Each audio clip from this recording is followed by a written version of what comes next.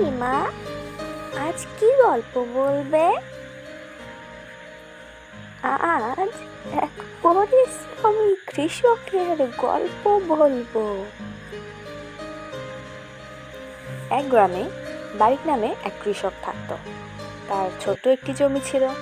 সে সবসময় খুশি মনে থাকতো।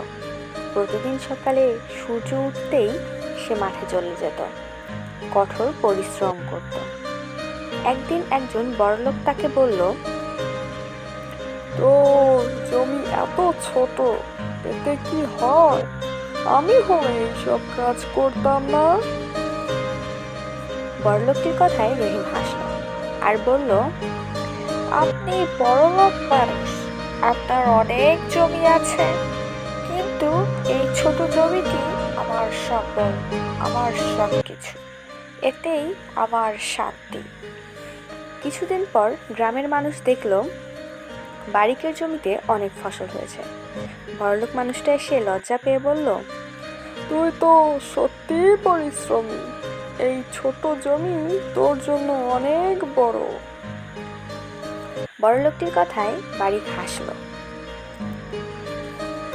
এই গল্প থেকে আমরা শিক্ষা পাই, যদি মন দিয়ে কাজ করো, ছোট জিনিসও বড় হয়ে যায়। বুঝলে তো বাচ্চারা, যে কোনো কাজ মন দিয়ে করলে তাতে সফলতা পাওয়া যায়।